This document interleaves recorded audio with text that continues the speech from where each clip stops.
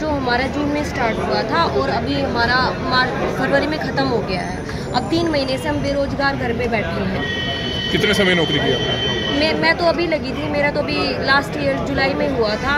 मुझसे पहले ये और ये लगे हुए हैं, ये 2022 से टेस्ट किए। तो सीएम साहब से मिले हैं, क्या बात हुई है? हमने उनको ज्ञापन सौंप दिया, उन्होंने आश्वासन दिया है कि वो हमें जल्दी हमारे इस पे गौर फरमाएंगे।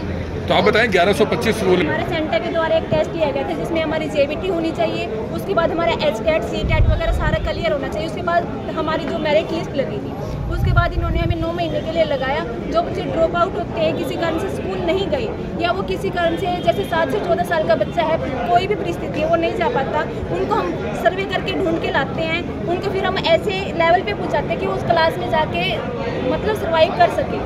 और उन बच्चों को फिर हम 9 महीने के बाद ब्रिज कोर्स देके उनको मेन स्ट्रीम करवाते हैं स्कूल के अंदर, सरकारी स्कूलों में।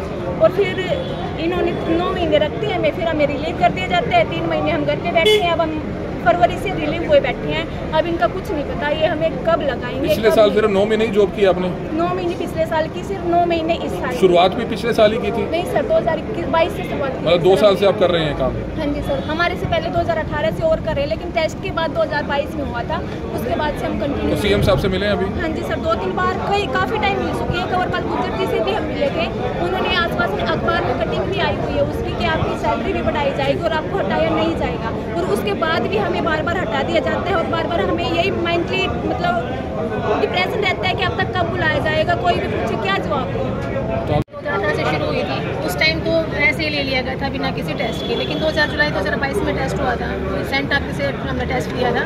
उसके बाद मेरिट लगी थी, फिर डॉक्यूमेंट वेरिफिकेशन, मतलब सारी भर्ती प्रक्रिया हमने पूरी की है।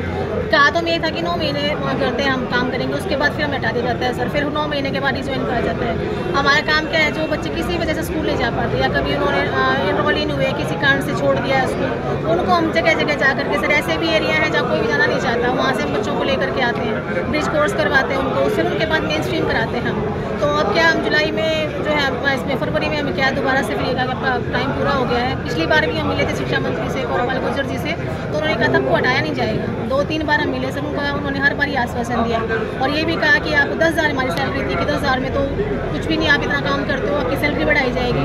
तो सर उसका कुछ नहीं हुआ है, उनके आश्वासन के बाद ही हम 2 बार में रिलीव कर दिया गया है और अब तो कुछ पता ही नहीं है हम जो है फरवरी से रिलीव हैं, कब क्या करेंगे। फिलहाल हम मिले सीएम साहब से, उन्होंने कहा देखते हैं क्या हो पाता है, पता नहीं सर क्या। तो आप बताएं मैम 1125